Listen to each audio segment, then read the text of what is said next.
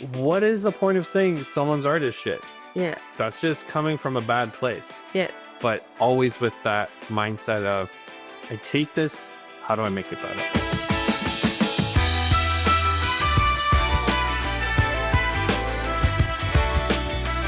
Hello. Hi, everyone. Welcome back to Drawing with Abby. My name is Stephanie. And I'm Abby. And in case you hear Laura in the background, just want to let you know she's here with us too. It's our 3-month-old, in case you're wondering. So today on our episode, we want to talk about criticism, a hot topic with artists, right? How to handle criticism. I think on the realm of spectrum of people, artists have a very hard time with criticism. Yeah. Is that right? Yeah, absolutely. It's hard. I mean, it's you pour your heart and soul into something and someone says, oh, okay, it's not great. Oh, piece of shit. And you're like, okay, there you go now. 30 hours. 30 hours down the drain. Yeah. So I think, this conversation can really be applied to any area of life. Anyone who's posting online, especially digital artists, when you post something, you're putting yourself out there for criticism. So you're going to get lots of great feedback. You're going to get lots of good, positive comment. Yeah. But you'll get a healthy dose of some of those You're more than fair share. hateful comments as well. Yeah. And guess what, Addy? What? Those ones are going to stick in your head. For every 100 good comments, you'll get that one nasty one that will stick in your head, right? So it's true. We want to talk about criticism, this is something like, it's to each his own in your own way that you're able to deal with it. Yeah. Everybody, like, I know we could like usually brush it off or like, okay, whatever, that's your opinion. We're going to move on now. Yeah. But it's not as easy for others, right? So I just want to talk about some coping mechanism, how to recognize good feedback, how to apply it, just have a good conversation around these things. So let's start off with, distinguishing a good criticism versus just hateful. That one, out of everything that we're going to talk about, that's probably the easiest. Yeah, I just want to start off easy. For sure.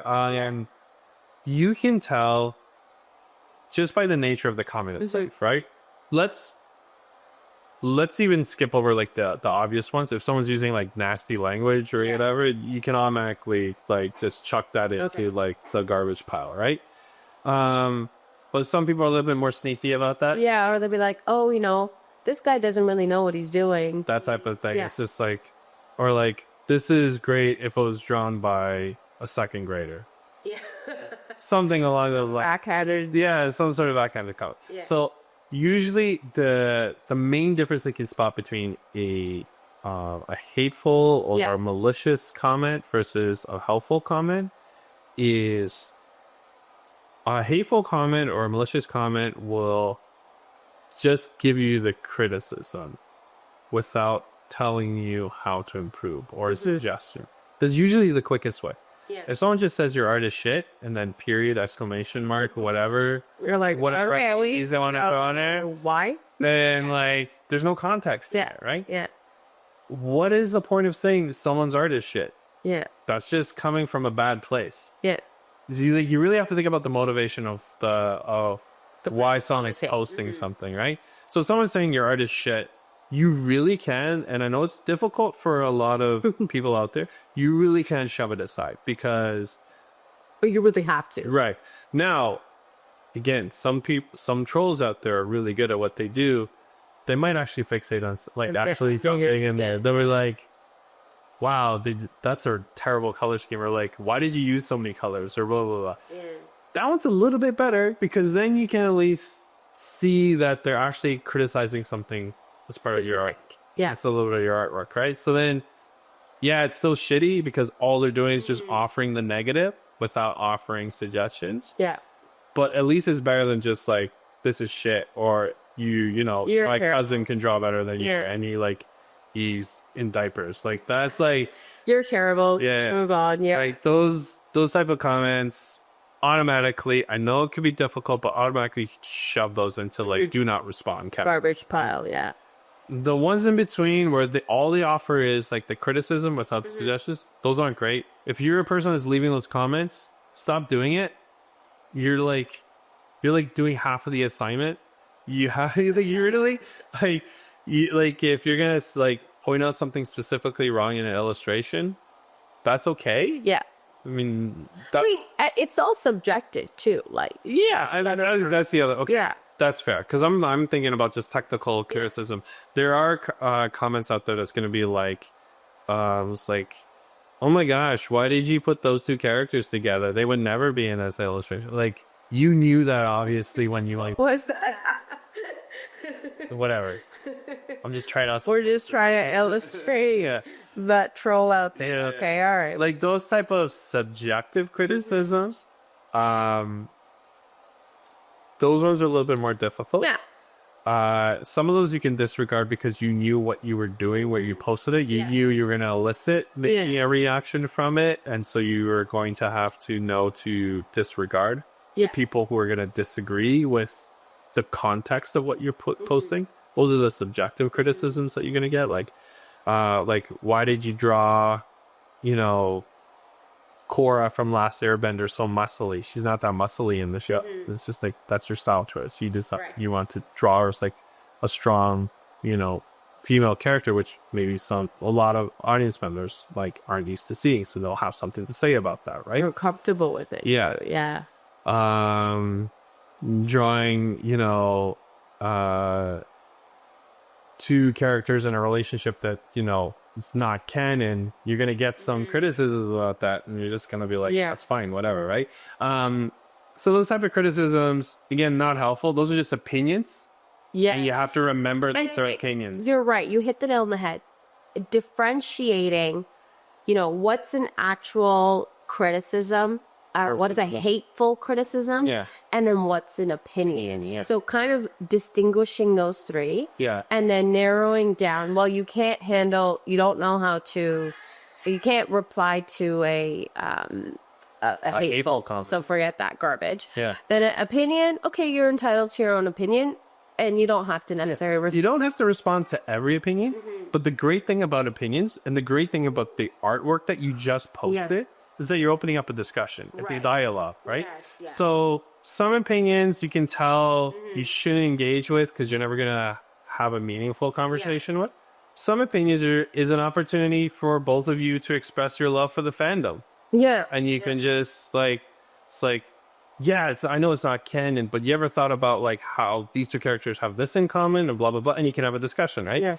So opinions aren't terrible. Yeah. You just have to remove it from you as an artist, and they're just having an opinion on the artwork that you post. Right. And that's the thing about art is that you are posting your opinion when you're posting your art. Yes, exactly. So you are going to elicit a response of other opinions, and that's okay. And that's actually great. Yeah. So we're only talking right now, thus far, we're only talking about online, right? So putting your work in an online forum or platform where you're opening up for comments, discussions, opinions, hateful comments, all of that. So, but we didn't really talk about other mediums of where you could get criticism. You could have a professor that gives you very healthy criticisms that you may not agree with necessarily. You can have your friend group or your, tight net of artists that you work with to bounce off ideas. You yourself can be a tough critic, right? So I want to differentiate those. Like, I know the online ones are kind of a little bit easy because you don't really know them, and you could either ignore them or like chuck them off. And if someone's going to hate on it, okay, it's easy to brush that off. Yeah. Not the same when it comes to people right? So I'm glad you brought. Yeah. So I have a story. Okay. I can share. So in college, I took animation, and one of the courses there was a character design class. Yeah. And we had a new professor. It was his first semester, and he was teaching character design, and there was an exercise that he did is that we brought up our character lineups. So you take your character and you like have like a rotation of the character in like front, back, side, 3/4, right? So you put it up on top in front of the room.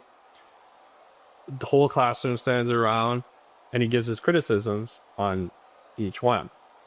And he got to mine, and I forget what he said, but he offered a criticism, and then he moved on. And my reaction to that was, he's wrong.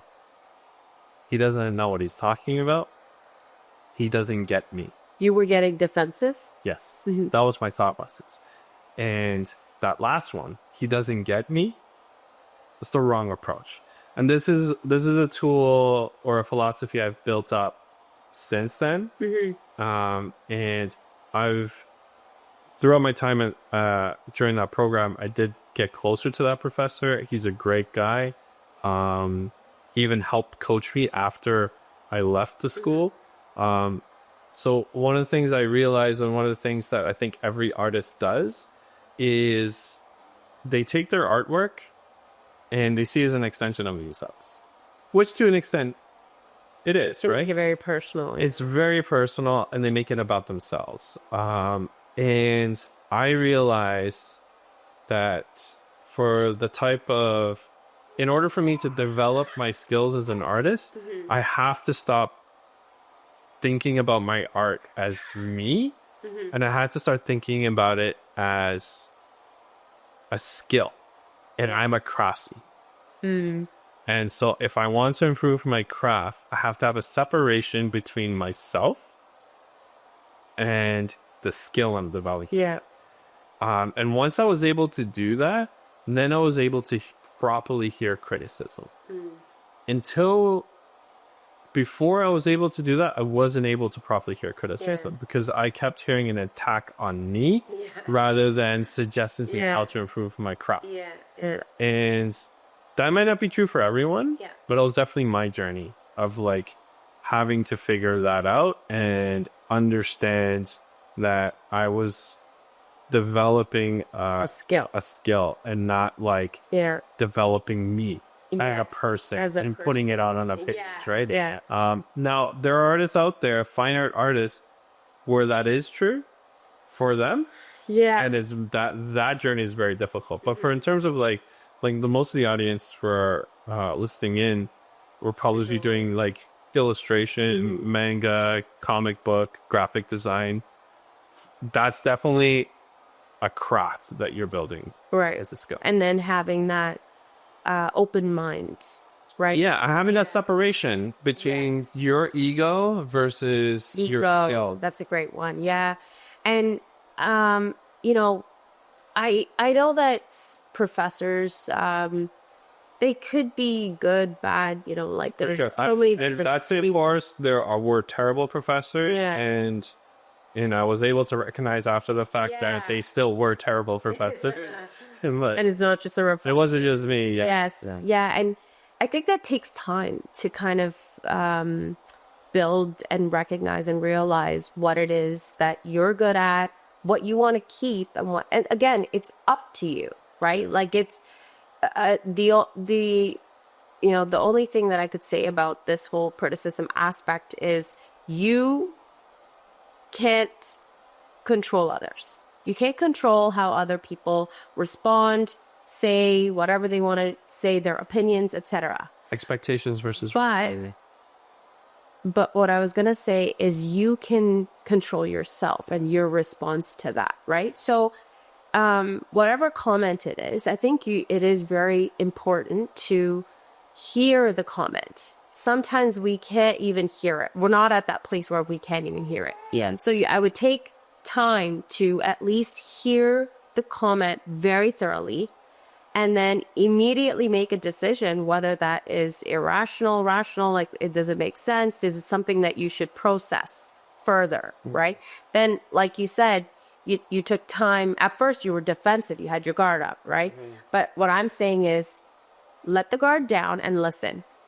Right? Let the guard down and listen, hear especially if it's someone who has authority. Like the online trolls and comments, like forget that, right? But a professor or a colleague, trusted relationship. yes, a colleague or someone who's in same realm and caliber as you is giving you feedback, like actually hear them, and then at the end of the day, it's up to you. Yeah, You can take it or leave it, right? Yeah. It's not. Hopefully, it doesn't offend them. Okay, so we talked about online criticism, peers, teachers, professors, etc., like anybody in your same caliber who give you criticism, how to deal with that. I want to talk, spend a little time on self-critiquing. Yeah. You know, the worst critique. the worst, yeah. Yeah. At the end of the day, people have everyone else's comments or criticism is an opinion. Yes. Whether you want to accept it or not is totally up to you.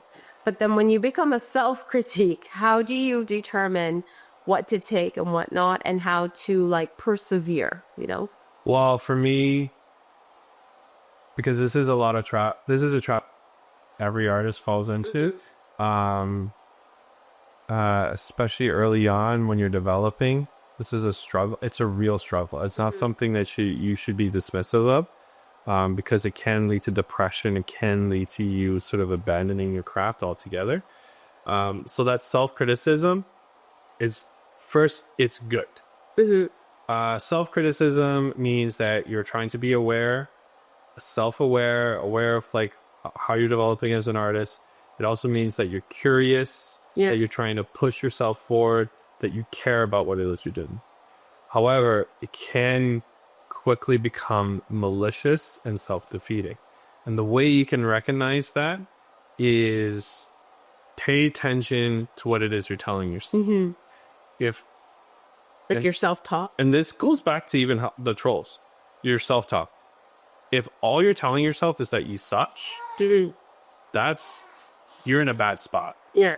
And that's not you sport being secret. She has something to say about that. Yeah, self-talk. Oh, that's like an agreement there. But yeah, that's not useful self-criticism. That's not the self-criticism where you're like you look at the drawing you did yesterday and you spotted the mistakes that you made and you're like gonna fix it. Yeah. Right? And the way you can tell the difference between the two is that if you look at your piece and you don't like it, and that's where your thought process ends, you stop thinking about how to improve it, then you're in a bad place. So usually what that means is you need to take a break. You're not feeling confident about your artwork.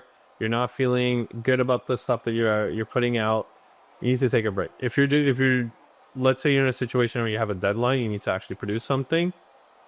Make that a 5-minute break, make that a 10-minute break, make that like going for a walk, make that something short to just reset them. And then come back to it and ask yourself, I hate this. How do I improve it? If you don't have that second part, you can easily go into that depression route or that self-loathing route. But you don't have to. You force yourself to say, how can I improve this? Yeah. What's wrong with this? Be analytical and not just emotional about your criticism. Because if the emotional part's great, it's a great motivation to improve, but it doesn't give you an action plan on how to improve, right? So what are some signs that you need to recognize when you're, like, I know definitely that self-talk is important. Is there anything else to look out for when you're going into that rut and you need to take a step back? Well, first of all, the first thing, and again, every artist can relate to this, is that feeling that you don't want to do it. You're getting to that spot where you hate it. It's giving you anxiety. It's not giving you joy anymore. You start avoid doing it. Yeah. So that's why, personally for me, and I've been there, and it's I think I feel that way maybe like every other month sometimes, right? Yeah. So the way for me to combat that is to do daily sketching, 10-minute sketching, where I sketch whatever I want for no reason, no purpose. I'm not sharing it with anyone. It's just for me, and that usually retains my joy for drawing it. And then when I am trying to do something where I know I'm going to post it, then I get critical about it. Then I get, I, live in my head a little bit with that one. But always with that mindset of, I take this, how do I make it better? Right. Exactly. Yeah. So, that the self-criticism part, I think, is a very big one. It could make or break your art journey. Yeah. And working at it and honestly exercising grace. Like, you as a person, as an artist, you're trying to, we always were like, all the purpose of this podcast is to really improve your craft and get better at it, even by 5%, 10%, whatever your own personal goal is. And if at any point in that journey you're unable to get to that next level, it's important to recognize whether you have just like how writers have blocks, artist blocks, you're burnt out, you're putting too much pressure on yourself.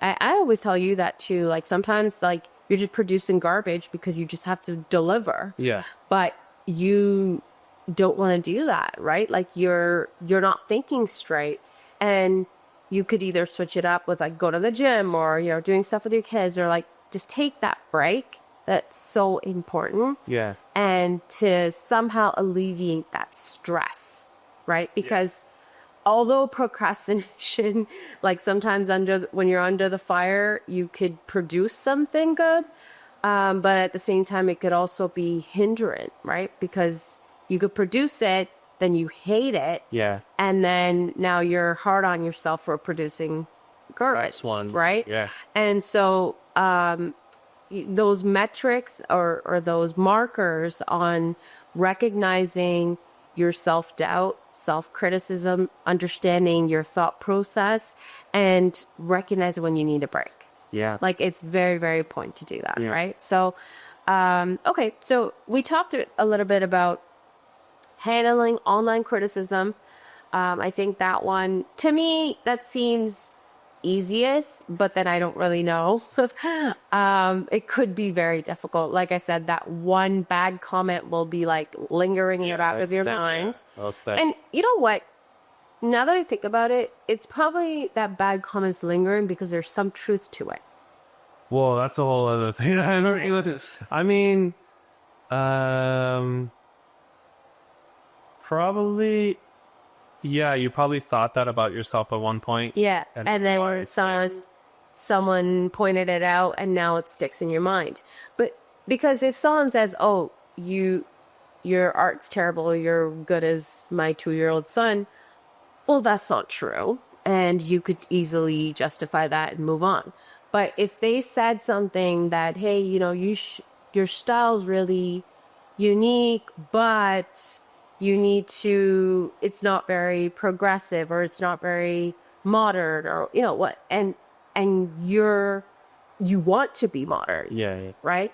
And that's that in between comment, right? That in between, where there's the actual criticism, but there's no suggestion on how. There's no how to improve it. Exactly, yeah. But that's going to linger in the back of your mind too, right? So being able to really navigate those criticisms is important to build your confidence. Yeah. And I guess that's the moral of today's episode. We just want to talk about how to handle these with confidence and grace, and exercising grace to yourself. Be proud of the craft, celebrating your achievements, and then most importantly, know when you need a break. Yeah. And take those. Absolutely. Right. Anything else you want to add to that? No. I just released a new brush pack. That's that's available on Etsy. We'll leave a link to that in the description below. This is for Infinite Painter. It's a 10 piece brush pack that's designed for you to be able to create like professional looking illustrations and manga pieces. I didn't want to do like 100 piece brush pack. Those are terrible. I never know which brush to use, or when I find one, I forget what it is. So I wanted to make something really, essential. So yeah, check that out in the link below. Great. Sounds good. Well, so good to have this discussion. Hopefully we inspired you a little bit more to get curious, drawing more, and then most importantly in this episode, understanding how to deal with criticism. All right, until next time. Keep drawing.